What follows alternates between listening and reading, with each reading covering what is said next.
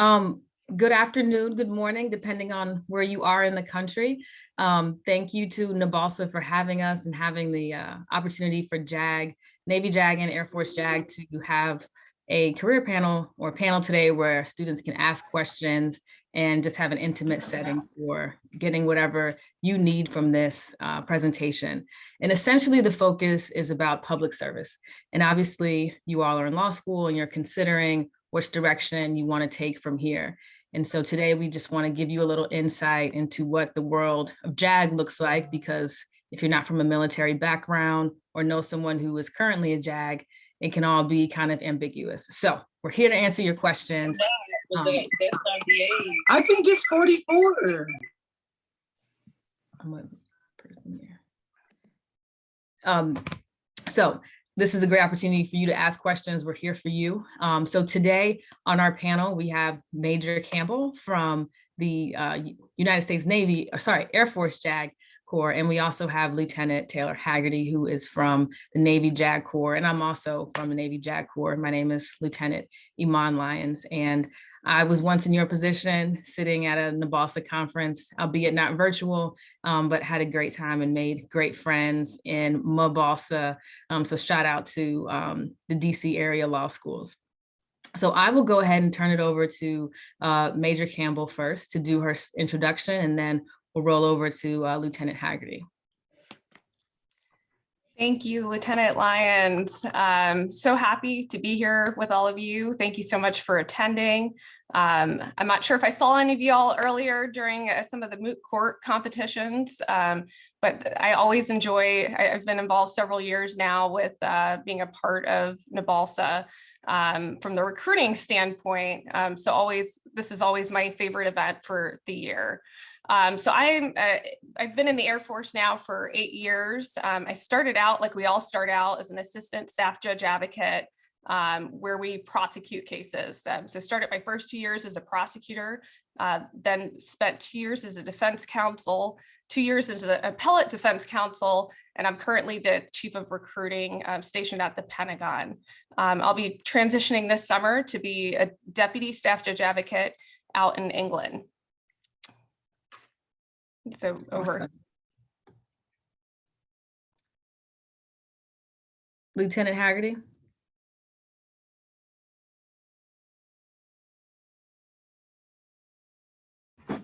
Good afternoon, evening, morning. I apologize up front because I am, as you can see, I'm still in the office, and Navy Wi-Fi is hit or miss sometimes. And so I'm hoping I'm coming through loud and clear. If not, we're going to try to connect to my hotspot and make it happen. So I'm Lieutenant Taylor Haggerty. I am a Navy judge advocate. I have been in the Navy for almost 6.5 years now. In the Navy, I don't know if this is one of the questions, but in the Navy, the way when I came in, we had like this 666 program in which we would do rotations through all of our practice areas. And so our practice areas are staff judge advocate work, which we could talk a bit more about. It's like either trial, a litigation job, which is trial or defense work. And then there's legal assistance, because our sailors and Marines, they need wills, they need power of attorney so they can go out and support the fleet. And so I rotated through all of those jobs. And then my second job, I was able to go overseas. So I was stationed in Japan for about 2.5 years. And I was a staff judge advocate where I advised, think of it kind of like a council where I would advise commanders on how to handle things and what to do. And I came back to the States in October of 2020 to be a defense attorney. So right now I am protecting the constitutional rights of sailors and Marines and Coast Guardmen who are accused of crimes, and holding the government to their burden to prove that they are guilty beyond a reasonable doubt. And so that's been my career in the Navy thus far. And that's all over for any other questions. Thank you both. So before we get started and get into obviously what have been tremendous careers over the last 6.5 and 8 years, let's go back to where things started kind of in law school and how you decided that public service was going to be the route that you were going to take, and ultimately how you ended up choosing JAG. How did you end up starting in the JAG program? Major Campbell, we'll start with you. Thank you. So I decided I wanted to be a lawyer before I made the decision to join the JAG Corps. So I didn't join JAG until 4 years out of law school, but kind of made the decision to go to law school after working with an attorney when I was in college. I did a volunteer internship at a Latin American community center. I didn't know any lawyers before making that decision. And that was kind of like my first real interaction with an attorney, and just seeing how much an attorney could do to help empower people, and how much they were able to do beyond just advocating in the sense that I knew as a domestic violence advocate before I made that leap to be an attorney. So that was my first step, is making the decision to go to law school. What got me interested in JAG was my exposure to the JAG Corps through initially volunteering in a base legal office. So for me, seeing my first court martial and seeing the JAGs in action, I was just really blown away by their litigation skills, and seeing how involved they were, and just the prep leading up to trial. I had seen trials. I've seen, great attorneys in the civilian world at that point, but the level of advocacy was just breathtaking to me. And I saw the ability in my career long-term to be able to make a difference, not just in litigation, but just in everything you do, in advising commanders and legal assistants, and helping airmen who are deploying, or, even down in theater when you're deployed. I mean, there's just so many ways you're able to make a real difference day in and day out. So that's the public service piece of it. The more personal kind of professional satisfaction that I saw in the JAG Corps was the ability to not get bored in your job.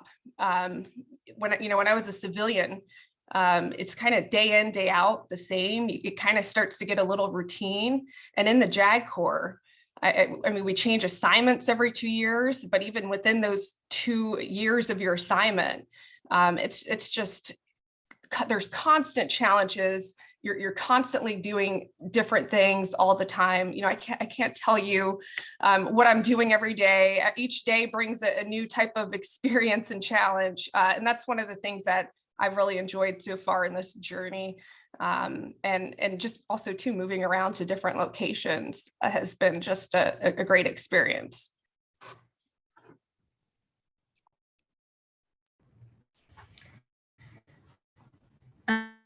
So why public service? How public service? Prior to law school, I knew I was going to be going into some type of public service job.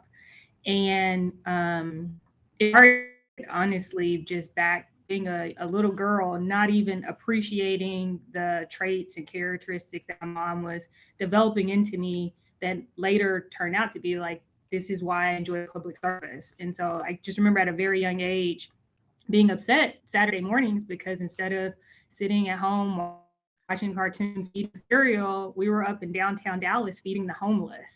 And that was just like my upbringing. And so my mom being a city employee, that was something that was just very familiar. Always knew I wanted to be an attorney. It's the only job I've ever wanted. My family, they never let me live down that I've always said I want to be an attorney and a U.S. Supreme Court justice. And so they still ask me that today, and I have to let them down every time. All of that was always in the background. And so all my schools I had been going to were like law prep schools. Middle school was a law prep school. I went to a law prep magnet school, and that was always the trajectory. It really got honed in like high school because it was a law prep high school, and so the type of internships and things I would do were also in the public service sector, whether it's at the public defender's office or the attorney general's office and the child support division. So I'd always had a public service connection in the work that I'd been doing, but never really honed in on like, oh, this is something that I wanted to do. I went to law school. I attended Drake University in Des Moines, Iowa. And as a person who looks like I do, my family was like, why are you going to Drake? Why are you going to Iowa? Had a really good public service program. And I knew that potentially I could qualify for that program and get funding to attend law school there. And so, while they're, continue to hone that trait that my mom had, cultivated in me at a young age, and, doing public service activities there, working with the public defender's office there, to eventually be able to get that scholarship where I was a public service scholar at Drake University, my last 2 years there. And so why public service for me? Because it was like something I'd always been a part of and I'd always seen the value of. And then the JAG Corps, it came about because one of my law school professors, he was a Navy, he was in Navy intel, but as a reservist, but then he was also a lawyer, but not for the Navy. And so then it came back, wait, like I remember JAG. I grew up watching the show JAG.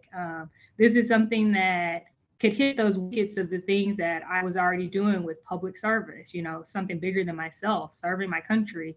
But then also kind of the personal things that the major mentioned, being able to live in different places, to see the world, to be able to have lived in Japan and not just, be an implant there, but live there, and to go on ships and deploy, were all things that captivate me into applying for the Navy JAG Corps. And it's really what has kept me in. Wow.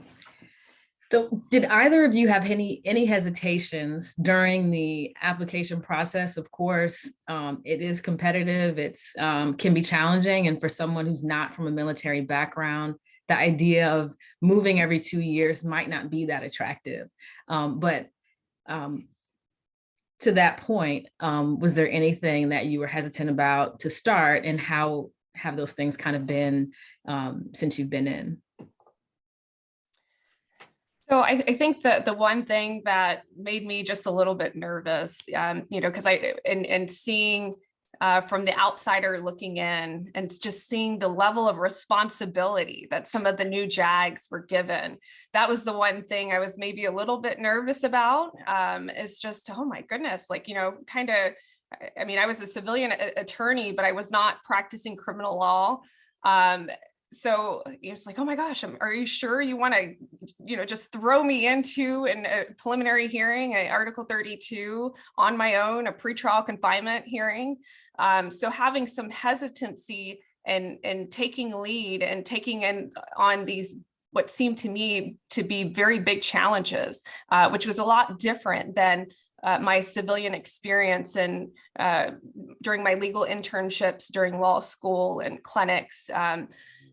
It seems like there was a lot more oversight and right there and making sure you're doing the right thing, where the JAG Corps right from the beginning, and it kind of really starts with our training. When you go through your officer training, they give you the tools, they equip you with the tools.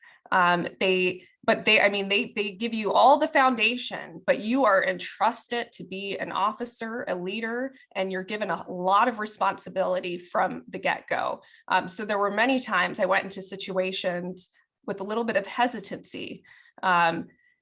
But I succeeded. They didn't give me any task I couldn't handle. And then I would say on the back end of that is when you do accomplish that task that seem a little daunting, it's so rewarding. And I feel like I've just grown so much in a short period of time, both on a personal level and professional level, that I just wouldn't have, I don't think I would have experienced that same level of growth in the civilian sector.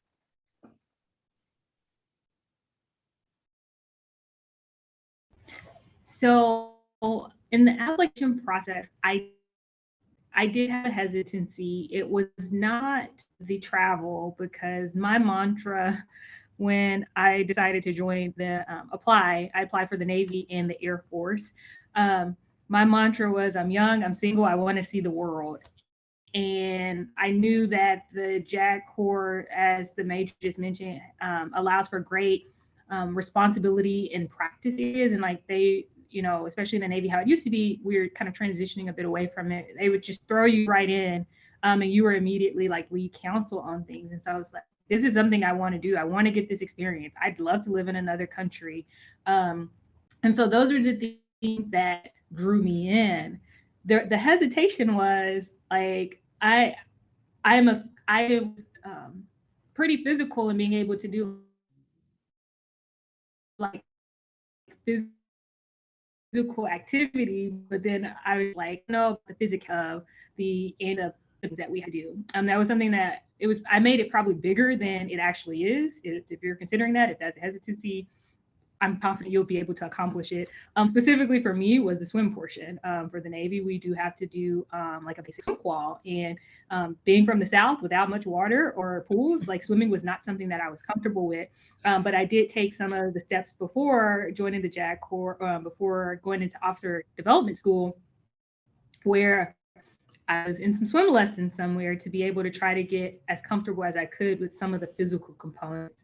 Before I also was like working out regularly with the trainer, so that there would be no concern with my runs and my push-ups and sit-ups that I needed to do, because that was something, like I said, I likely made it larger in my head than it actually was, but that was a looming concern that I did have in the application process, and then after I was accepted into the program.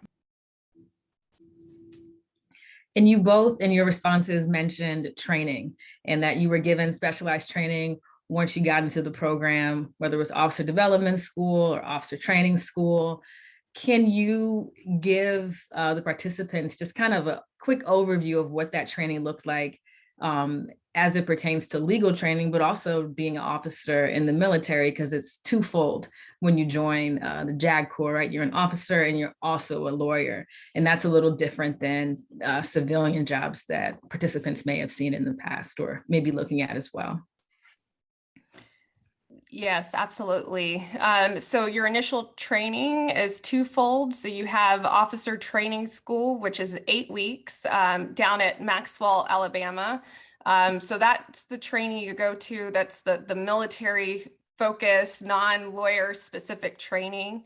So the goal of that training is really to kind of get you accustomed to the Air Force and military way of life. So learning all your customs and courtesies, that's where you're learning how to address people and salute and march. And there's another big component of that is like leadership.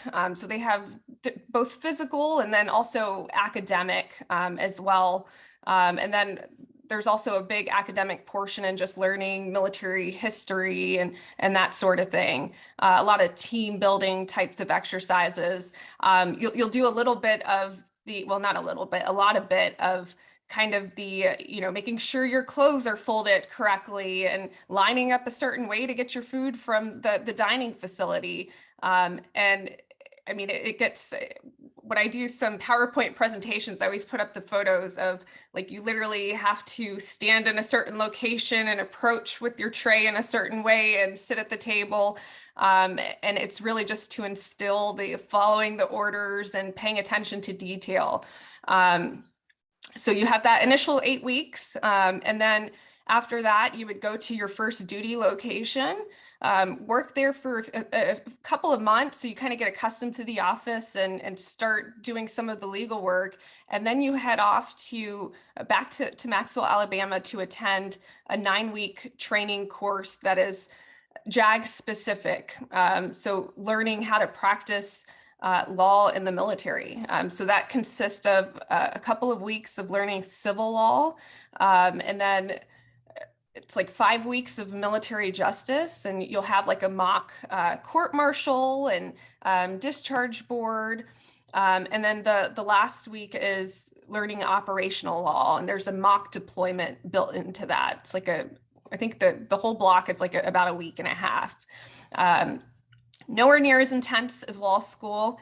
It's probably like one of the highlights of my JAG Corps career, because I mean, the relationships you build during that time are just, I mean, I still keep in touch with so many people that I went to school with during that initial training. Our training pipeline is very similar to what Major Campbell just mentioned. We have an officer development school, which is in Newport, Rhode Island, and I believe it's like 5 or 6 weeks that we're there. And the basis and the point of that training is to teach you how to be an officer. You're in that training with other staff corps officers. So that means chaplains, that means nurses, doctors, engineers, and we're all in this training. The difference between like us and some of the other officers is that, you know, going to this training, we already have our commission. We're already been commissioned into the whatever the service. But then we still have to learn. We have to learn how to wear a uniform. We have to learn how to salute. We have to learn the ins and outs of starting in the military service. And from there, sometimes there's a small break in between. Sometimes, depending on kind of the status of the sailor, they either do some of those. We have some new check-ins here who are actually doing that. They just completed ODS and they are here at our command for a couple of months, and then they're about to head back to Newport. They're going to head back to Newport for Naval Justice School, and it is a very abbreviated, it's like Navy Law 101. And you're going to go through those practice areas that I mentioned. You're going to go through your litigation practice area. You're going to go through your staff judge advocate practice area. You're going to go through your legal assistance practice area. And it's like the building blocks. And of course, from there, you go to your respective commands and try to put to practice what you have learned in that course. And just as Major Campbell also mentioned, that one of the biggest resources are your colleagues and your cohorts, because there are numerous times where I pick up the phone because I'm not in, I might have a question for someone who's an SJA, and I can just go to one of my colleagues from NJS and be like, hey, can you walk me through this? What are your thoughts on this, or something like that? And so, the resources in the class, the paperwork and all the things you'll get in that are great. But probably the greatest commodity and resource are your colleagues that you're going to get through that. And that's, I know for my community, maybe that's true through and throughout. One of the things that really keeps me wanting to do what I do is not the work. The work is great, but like we work with a really great group of people. We in the Navy, we get to really select who comes into our community, and it's a thoughtful process. And so like, that is something that has continued from NJS, ODS, even into all of my duty stations. I really enjoy the people who work with.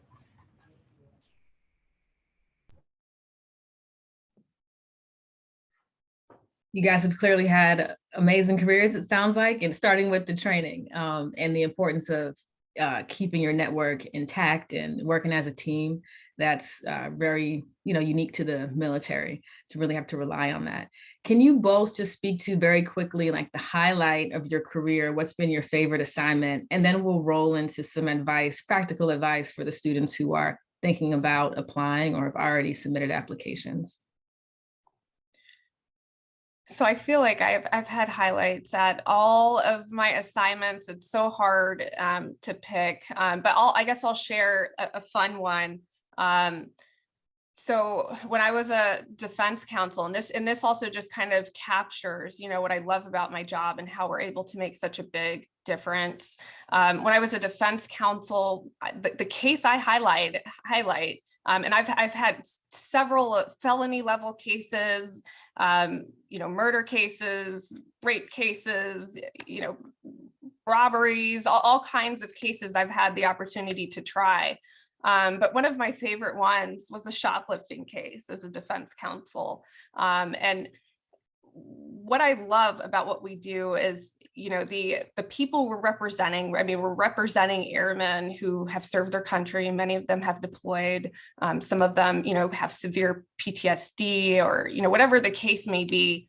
Our defense of them, we're not hamstrung by their pocketbooks, and we're able to really provide them the best representation we can, regardless of of what the paycheck looks like, right? So I had a shoplifting client, wasn't able to get him a good deal. The prosecutors just weren't being very reasonable. A lot of evidence kind of stacked against him. Ultimately, we decided to take it to trial and really just aim for getting him a fair sentence. That's really what the case was about. And also just to hopefully set a precedent for the future that providing a good deal, a reasonable deal, would be in the best interest for all parties going forward. So ended up getting a forensic psychologist. I can't remember the other expert I had. So I think I had like 2 experts on the case. Ended up being a 5-day trial, had several motions, ended up getting one of the, I have no idea how I ended up getting one of the charges thrown out. And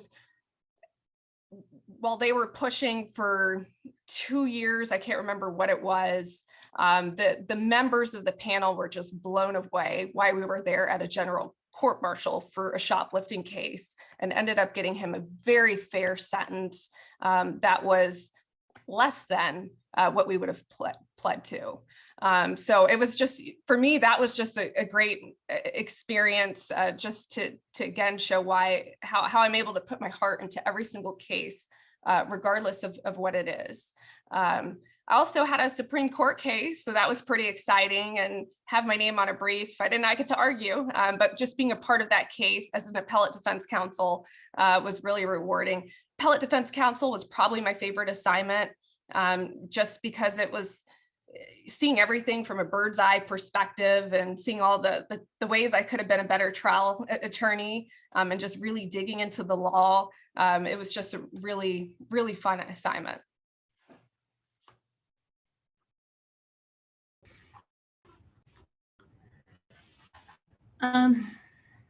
So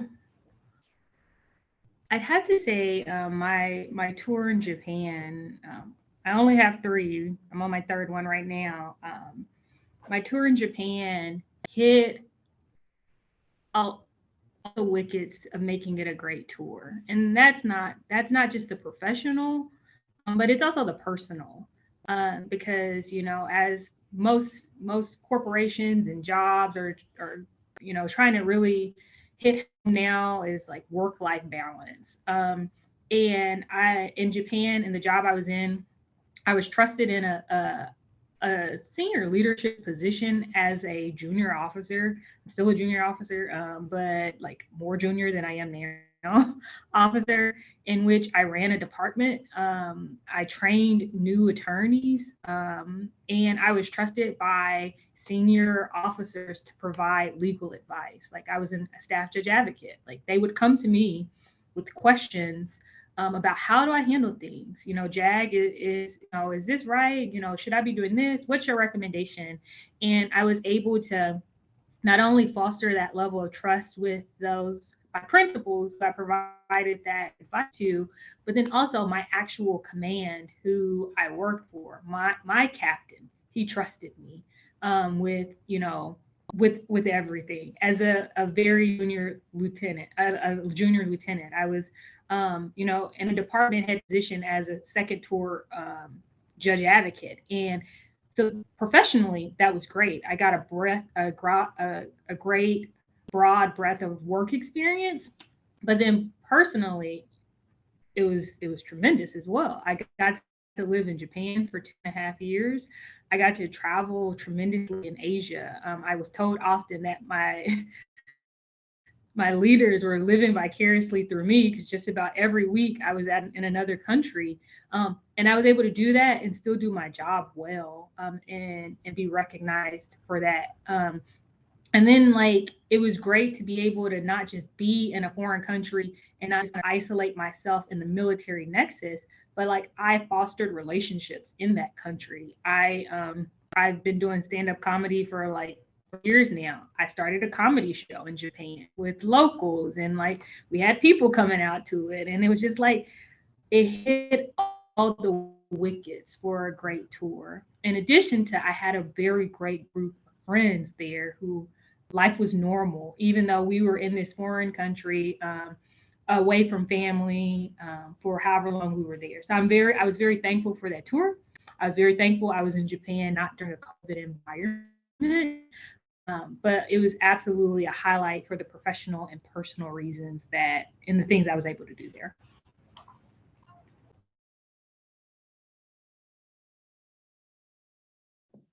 Great. I need to add Japan to my short list for my next tour. Sounds like. So now let's transition to giving the participants some advice for those who are interested in the JAG Corps and either respective JAG Corps. Of course, there's a few options. Can you give them any practical advice for the application? Anything specific to the Air Force or the Navy process? I turn it over to you. Thank you. So for anybody, I mean, a little bit hard, I guess, if you're in your third year of law school, but for any 1Ls, 2Ls, as far as like law school classes, I think it's helpful just to diversify your course load. There's a lot of types of courses, I think, that can translate into the JAG Corps: family law, wills and estates, trust, environmental law, contracts. Some schools have military law or the UCMJ type of classes. Those are obviously helpful and relatable. Where I see sometimes where, when our selection boards are looking at the applications, if it's all corporate law, business law, that doesn't, translate as well. So I would say just a diversity of courses, and then as much practical experience as possible, and litigation experience is good. So involvement with moot court, mock trial, clinics, anything along those lines, externships, internships. We have a school year-round externship program and summer externship and internship program. So that's one way to kind of help boost your resume if you're applying for a postgraduate position. The other thing that I think is oftentimes kind of overlooked how important it is in the application is the motivational statement. I review so many motivational statements, and a lot of folks, what they'll do is they'll kind of regurgitate their resume in the motivational statement. There's two big things you want to hit in your motivational statement. Your motivation to be a lawyer, and specifically a lawyer in the Air Force. So explaining your motivation for why you're joining and why you want to be a lawyer. The other thing that should kind of shine through your motivational statement is your personality, or just a little bit of who you are. So if you can hit the mark on both of those are the strongest motivational statements. Also, the one thing that I've noticed that the selection boards are always evaluating through the motivational statement is your writing skills. So writing sample is a part of the application, but that motivational statement should be very well written and organized and flow well. And it's oftentimes one of the first pieces of the application that the board is reviewing. Make sure, so when you're submitting your application, you want to just make sure that you don't have any grammatical errors in anything, everything's formatted well. There's some thought put into the photo you're taking, and you're not just snatching, some random photograph. I've seen people like cropped out of pictures, or, not even looking at the camera and kind of holding something. So it's just, if at all possible, take the photo specifically for your application. Ensure you're presenting a very professional image, suit, business attire. Photo is the first impression that a board gets when they're reviewing your application. Fitness standards are important. The staff judge advocate interview is one of the most important parts of the application process. And in that interview, you should be prepared to answer a lot of questions, including there's going to be some kind of discussion about your fitness regimen and what you do to kind of stay healthy. So I would be familiar with our fitness standards and maximum weight requirements for getting into the Air Force. The other thing that you should be prepared for in the staff judge advocate interview is to talk about any kind of red flags in your application, any prior convictions, arrest, prior drug use, or mental health. There's a lot of very personal things that kind of come up that sometimes I think people aren't prepared to talk about, because those are things that you normally wouldn't disclose in an interview. The best way to kind of prepare, I guess, before you actually apply is to get into the online application and see all the questions that you have to answer. It's a very extensive application, so you can see all the questions that are asked and get an idea of some of the things that would be covered in your staff judge advocate interview.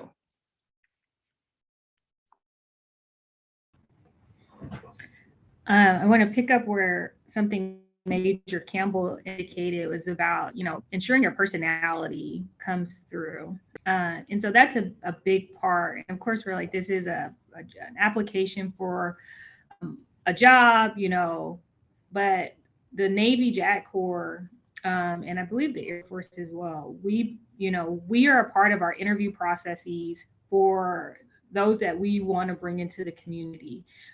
Your interview will be with likely a lieutenant or a lieutenant commander, and then a senior JAG Corps officer.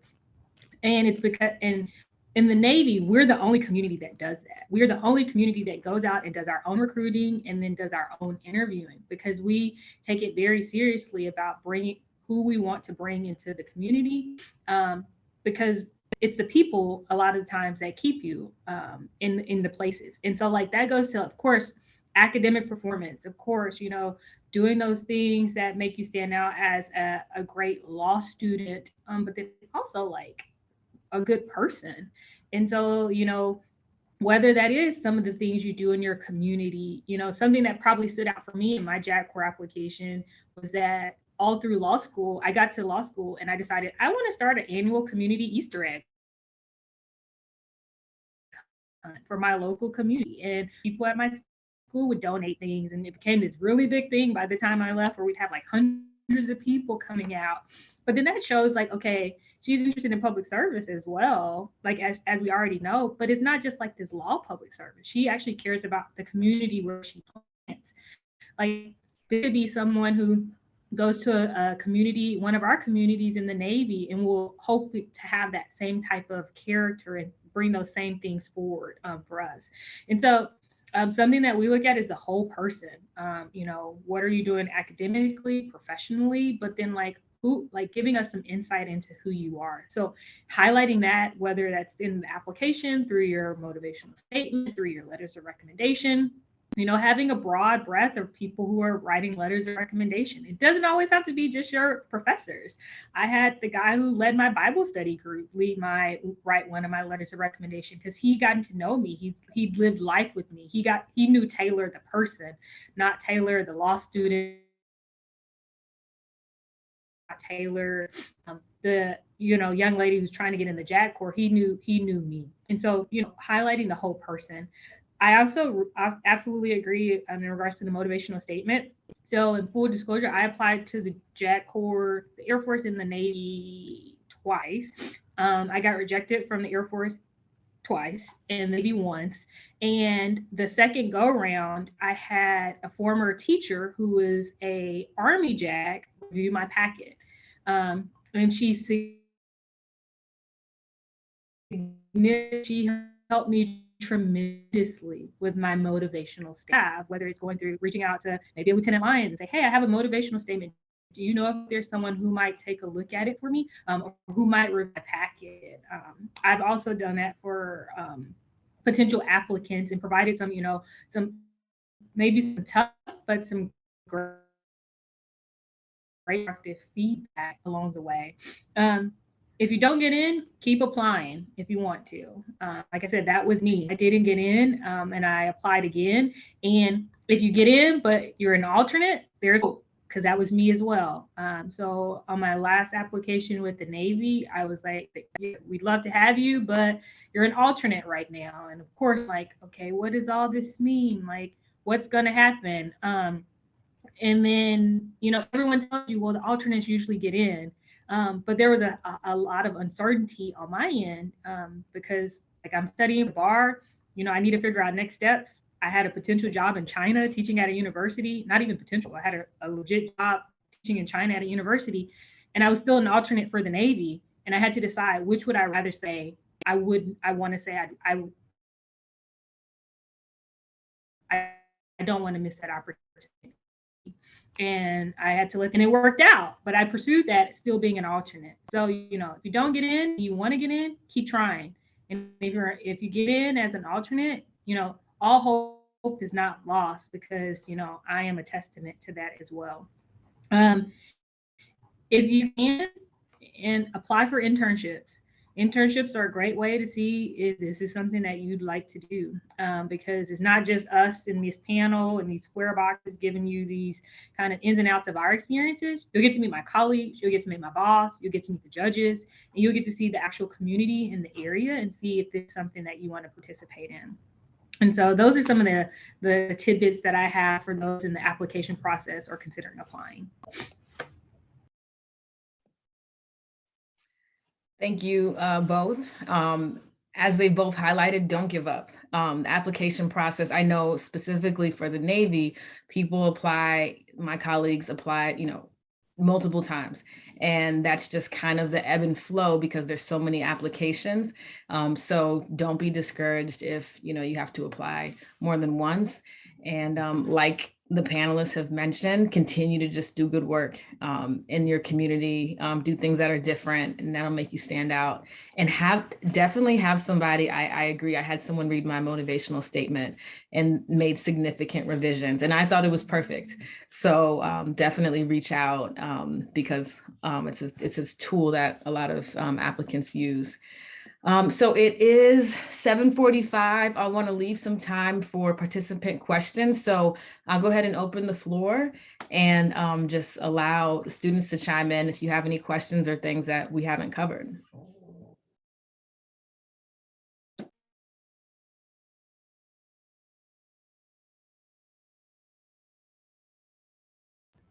So there's a question in the chat. Could you repeat the part about what you did after rejection? So after rejection, I circled back with a high school teacher who was a reservist in the Army Jag Corps, and I said, "Will you review what I submitted?" And she reviewed everything, and the biggest part where she made significant, where she helped me tremendously, was in my motivational statement, because she's someone who is in the community, at least one of the communities has likely sat on those boards and knows like some of those trigger words and things that they are looking for to be highlighted in these statements for that whole person kind of concept. And so just as Lieutenant Lyons mentioned, I thought my personal statement was like just all squared away and ready to go. But the one I initially submitted was not the one that I ended up submitting, and not the one that I ended up getting a favorable endorsement on.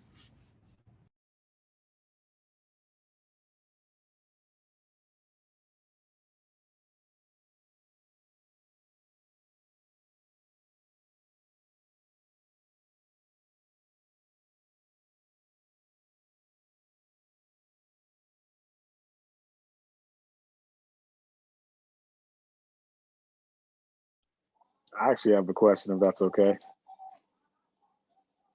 Yeah, jump on in. So would you all speak of what has changed specifically in the COVID era with regards to your practice?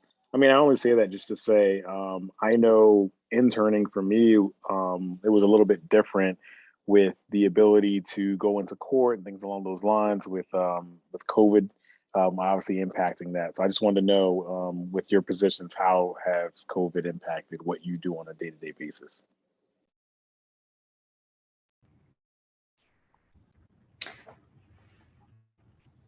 as you see right now, I'm in the office.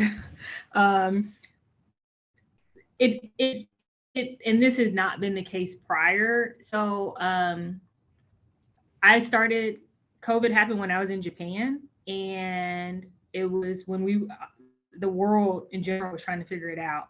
And so there was several different variations of a telework schedule. The Navy had to figure out how to allow persons to be able to telework. And so that took a lot of working, but then it ended up, being fairly effective to the point where I think now that I want to say my command is like almost 100% back in the office, we still have a day of telework, which is very helpful for not only just like mental health and just work-life balance and like family planning, and so it's really appreciated. And so once I came to San Diego, it was still in the COVID environment, and we went from 50% manning, so we'd be on an on and off kind of schedule, to at least have some bodies in the office for pretty much the bulk of October 2020 up until December December of last year, 2021. And then after the holidays, I'm very thankful that just my command is just like aware, and people travel for the holidays. So we were trying to do our best to, minimize the curve. And so my commanding officer was like, we're going to be maximum telework, to basically, the way I described it to people, to allow the COVID yuckies from the holiday travel to pass. And so from like January to pretty much all of February, we were in a telework environment. But like, we're always in the telework environment with the understanding that the mission still has to happen. I'm a defense attorney, so the mission still has to be met. Clients' needs still have to be addressed. Motions still have to be written. Arraignments still have to be had. And so even through all of that period where my command was in variations of telework, the court was open. We would be masked doing arraignments. I had a contested trial where we were masked. And instead of like group voir dire, we had to do individual voir dire. And so my community, the Navy, saw the issue and provided mitigation, but as long as the mission still happened. And so, work was still being done. Contact was limited, and whether that was in person or whether just in, the courtroom distances away, but work was still being done.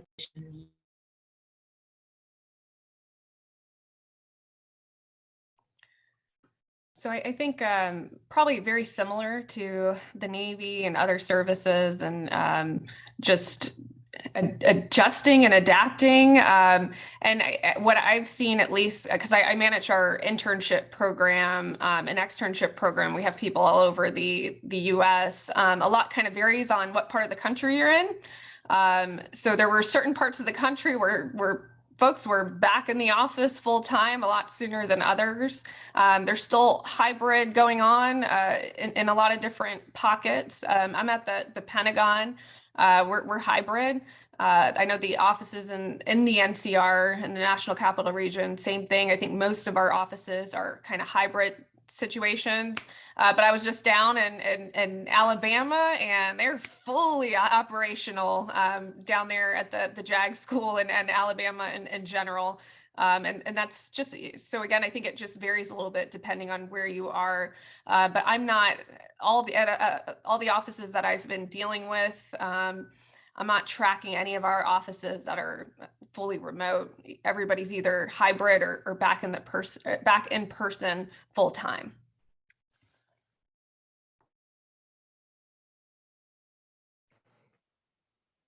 Hi, I have a question. I guess more about Navy. What is the main difference in terms of your day-to-day law between the Navy and the Marines? Kind of excluding the physical part, just as far as your day-to-day kind of practice of law.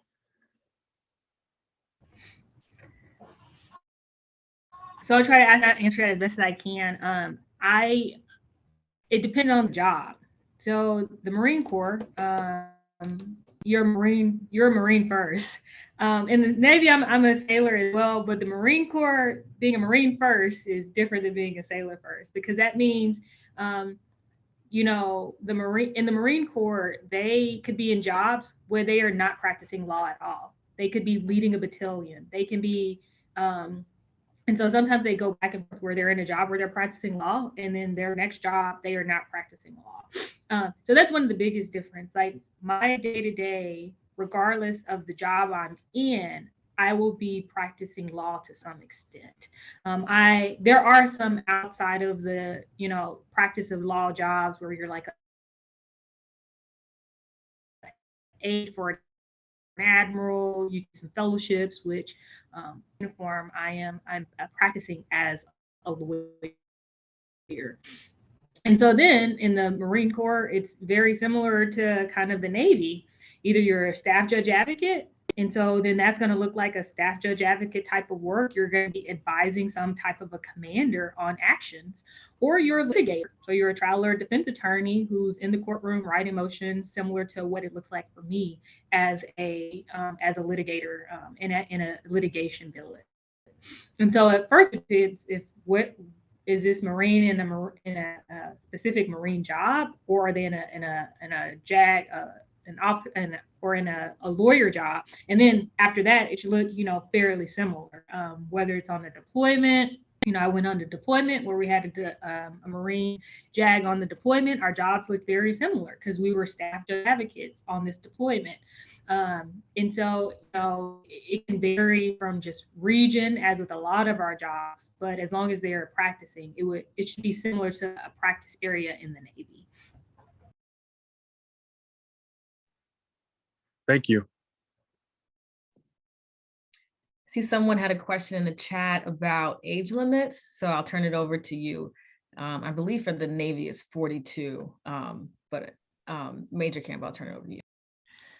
So you have to be under 40 by the time you commission. So you would commission after you graduate law school and pass the bar. There is a waiver. So up to, you'd have to be under 42.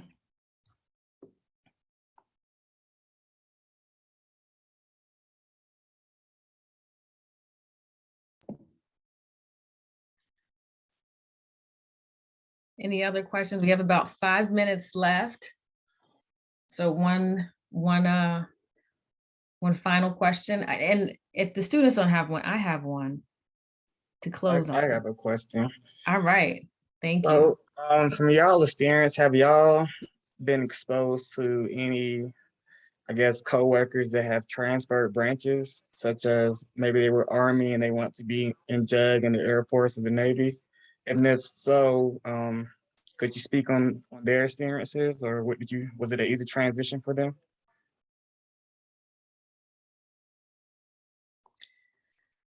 So we do have JAGs who have transferred from other branches. I think we probably see it the most with folks transferring over from the Army. I know of one person I can think of who was a Navy pilot who transferred into the JAG Corps. So a couple different ways folks go about doing that. We have some programs that are geared towards active duty members to do like an inter-service transfer. You have to be within a certain window in your career. So it depends. It really depends on how easy it is. It really just depends on where you are.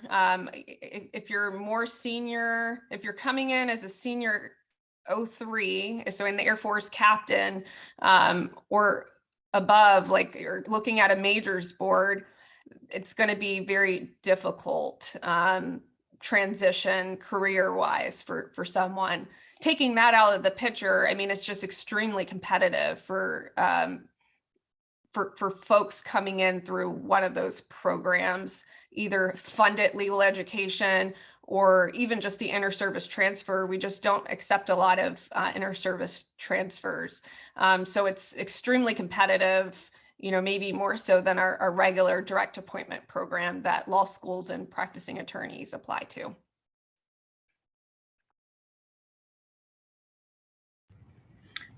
I can think of one colleague who I was really close with. He was prior Air Force. I can't remember his job in the Air Force, and he transitioned into the Navy as a judge advocate. And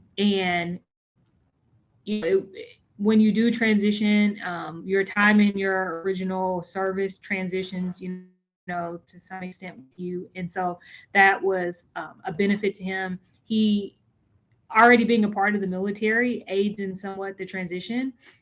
Again, there are probably like new acronym and new processes that he had to become familiar with, but already coming from one branch of service to another kind of aids in that more smooth transition into what I normally see in our community are people who are in the Navy and come from another job within the Navy, whether they're like pilots or they drive our ships as surface warfare officers or human resource officers. We have programs with those people within our service can transition out of their job, their Navy job into the JAG Corps. Thank you all. I believe there's a question for Major Campbell in the chat. So we have about 2 minutes left. So I'll turn it over to you, Major Campbell, if you're able to answer. Yes, thank you. So not uncommon for folks. We have a couple different times to apply to the JAG Corps. So programs for first, second, third year law students and practicing attorneys. So if you apply to our ROTC program, one-year college program, graduate law program, you absolutely want to make sure you update your application. Your motivational statement should look a little different because if it's specific, it should have been specific to like the ROTC program. Now you would be gearing it towards direct appointment programs, so some updates there, and then potentially new writing sample if you have one that you've been able to get from, maybe doing a clinic or something a little bit more recent in the real world, that could be a good sample to use. Some of your letters of recommendation may be the same, but maybe also you may just want to consider updating them with a more current date. A lot of times folks writing letters for you are willing to do that. So I would do that if you're able to. And then the photo would be something else to update for your next application. Oh, and I will say, we don't advertise that we do feedback for applications, but I do individualized feedback for anybody who reaches out to me. It may take some time because we get a ton of requests, but if you're interested in receiving if you apply to any of our programs and are not accepted and interested in receiving feedback, you can reach out to us, and I'll put contact information in the chat. And request feedback, and I do a very thorough review of all the application materials and provide feedback.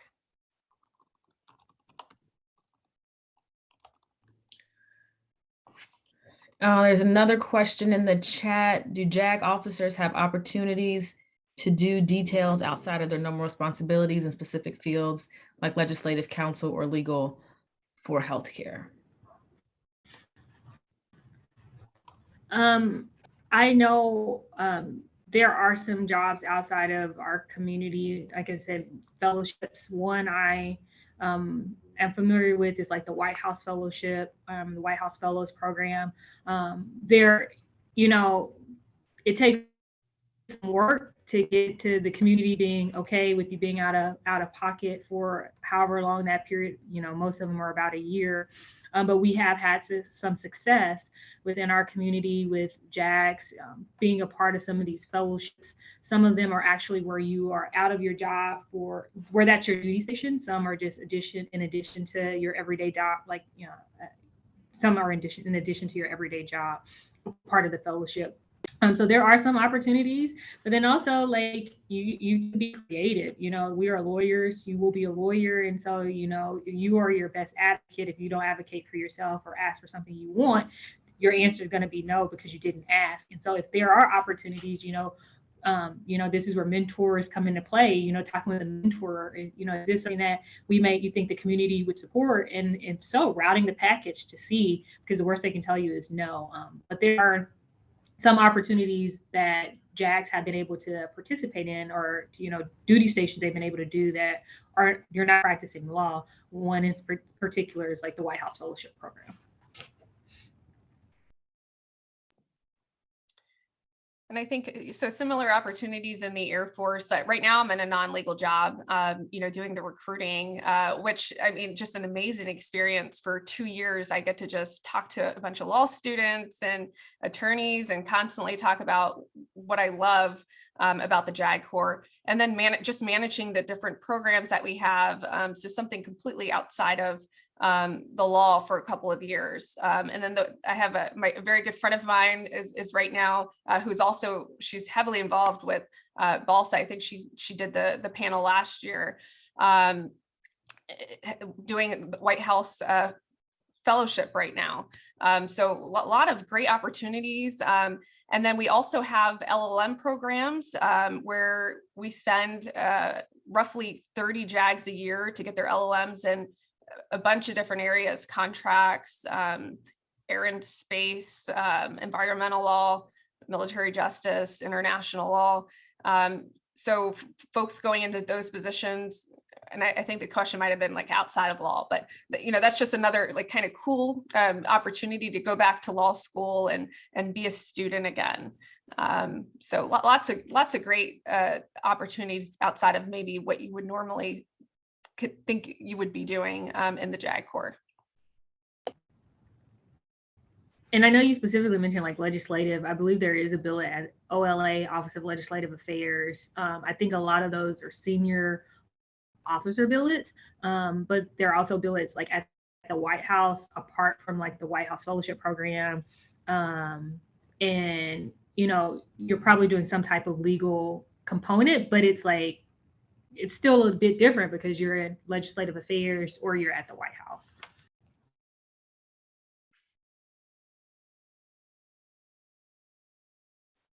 All right, I think that concludes the questions from the chat. I've also included my email, my Navy email, so feel free to reach out if you have questions or check the Navy JAG website. I think there's a ton of just good information there.